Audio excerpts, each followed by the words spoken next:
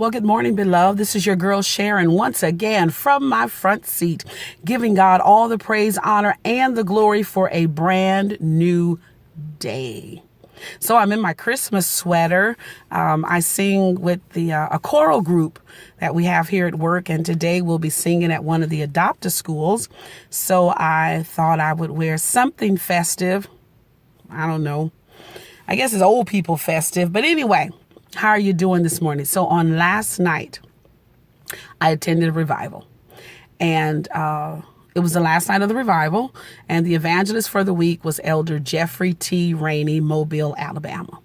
So last night was like the first night I attended, but his sermon topic, it came from 2 Kings chapter 4, verses 1 through 7, and his subject matter was striking oil at home.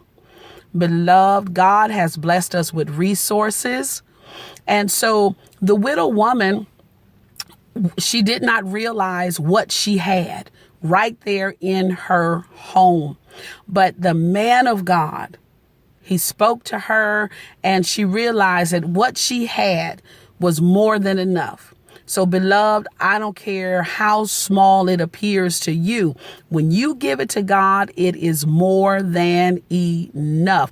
The beautiful thing was her instructions were, go get all of your pots, go as far as you can go, borrow pots and vessels from all of your neighbors, from strangers. You just get some pots in this house. And to show you how beautiful God is, all she had was a little bitty pot of oil to begin with. But God blessed that little bit that she had.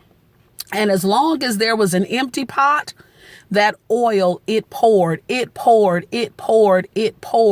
And she just started out with one wee little pot of oil. And God blessed it. And the oil did not stay or stop until when? Until she had no more pots. And from that little bit of oil, God blessed. And she was able to go and to sell that oil. And not only did she have money enough to pay off her debts, she had money enough to retire. Ain't God good? And it all started with just a little bit of oil. Now, the key that he brought out, her husband feared the Lord. Her husband was a man of God. But oftentimes, in the church, we get so busy with church and we don't realize that, hey, wait a minute. Are we preparing for our pastor? If our pastor gets to the point where he should retire, is he able to retire?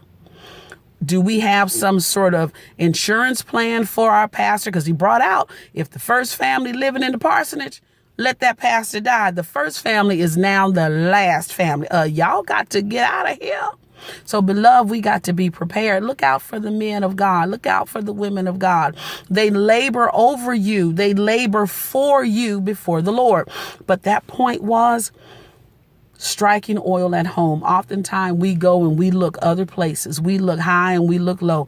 But God has blessed us with resources right there at home. And so you know who this part is. Now, God has blessed you with great talents. God has blessed you with many things, but oftentimes we feel that it's not being utilized here at home, so we go elsewhere. But put those talents together right there at home and let God bless what you have. So what is just you? Let God bless it right there, and there is more than enough. So, beloved, this is your girl Sharon once again from my front seat. It's Friday, y'all. I videoed every day. To God be the glory. Woo, woo, woo, woo. Okay, so you know what I'm about to say. Let me get out of this car, go inside and render unto Caesar those things which belong to Caesar. And if it be the Lord's will, on Monday, after the weekend, same time, same place. This is your girl Sharon once again from my front seat. Y'all, I'm out of here. Peace. Or on a Friday, I'd like to say deuces.